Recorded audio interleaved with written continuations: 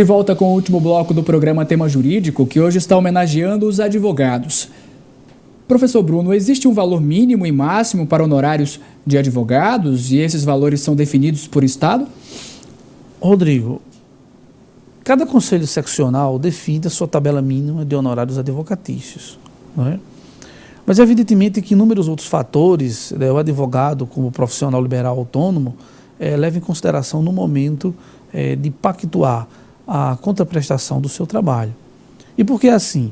Porque os honorários advocatícios, ele não é um preço, não é um produto que o advogado vende, né? A atividade da advocacia não é mercancia, é uma atividade de natureza científica, de natureza intelectual, ao qual você está ofertando na defesa de outrem, né? O Código de Ética e Disciplina proclama alguns requisitos para a cobrança dos honorários advocatícios. Evidentemente que o mínimo é estabelecido na tabela de honorários da Ordem dos Advogados do Brasil.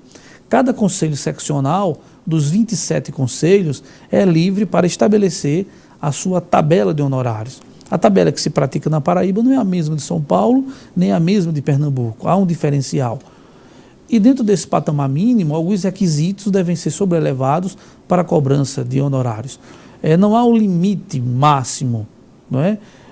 O que o Código de Ética e Disciplina proclama é de que deve ser cobrado com moderação, atendido vários requisitos: o nome do profissional, o tempo despendido da causa, né? A complexidade da discussão posta em juízo, o nome do profissional, a sua qualificação.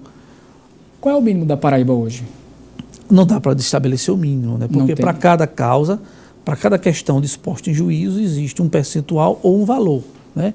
E como a quantidade de querelas ou a quantidade de serviços a ser prestado é uma gama enorme, não dá para que a gente possa dizer qual é o valor mínimo como uma tábula rasa.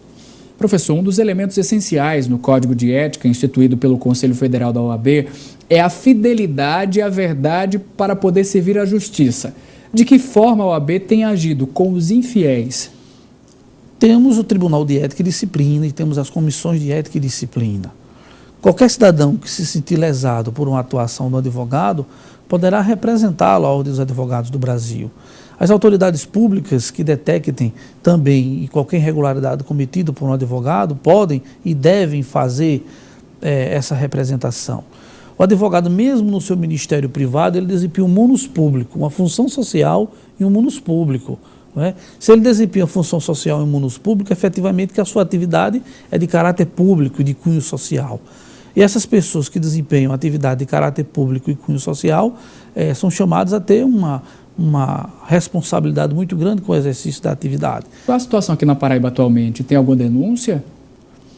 Olha, os processos, né, à luz do nosso Estatuto da Advocacia e do Código de Ética, eles correm segredo de justiça, né?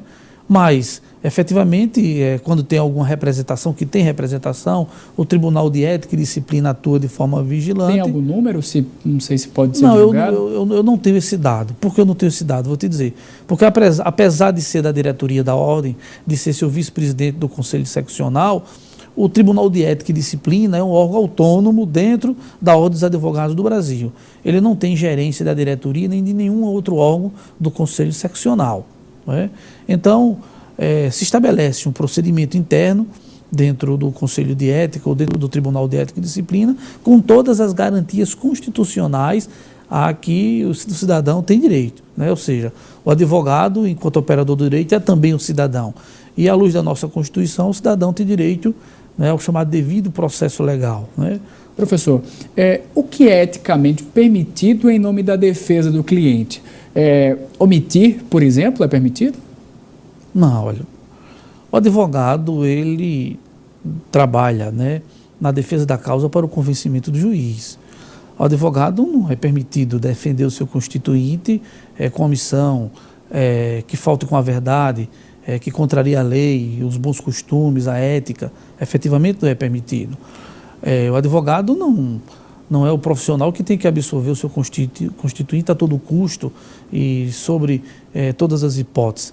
Ele é o profissional que deve buscar o justo equilíbrio, né, entre a questão posta em juízo e a pena ser imposta ao seu constituinte. E deve lutar pela absolvição quando o seu constituinte for inocente. Deve lutar por uma pena justa quando não for possível a absolvição. Ou seja, o advogado é um profissional que tem um compromisso com a justiça.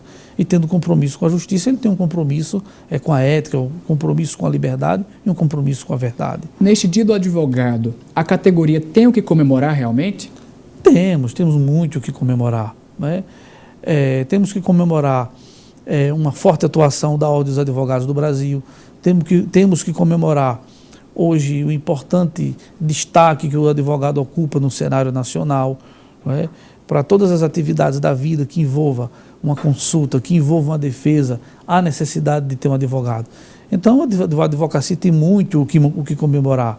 Temos que comemorar a consciência das pessoas que sabem da importância da advocacia no cenário social. Temos muito o que comemorar, até porque as pessoas, quando vão a juízo, quando vão à delegacia de polícia, quando procuram fazer um contrato, a primeira coisa que procuram é consultar um advogado. Então, temos muito a comemorar porque é uma profissão hoje extremamente reconhecida em virtude dessa importância dos direitos fundamentais que o cidadão ganhou e dessa importância dos direitos fundamentais que vem sendo sobrelevada cada dia mais. Não é no Brasil não, Rodrigo, isso é no mundo, né? A transformação ela é universal. E essa valorização dos direitos fundamentais como vertente dos direitos humanos valoriza sobre tudo o homem. E valorizando o homem, efetivamente, a advocacia está presente. Professor, advogado, vice-presidente da OAB Paraíba, Bruno Veloso, muito obrigado pela presença aqui no nosso programa. Chegamos ao final de mais um tema jurídico.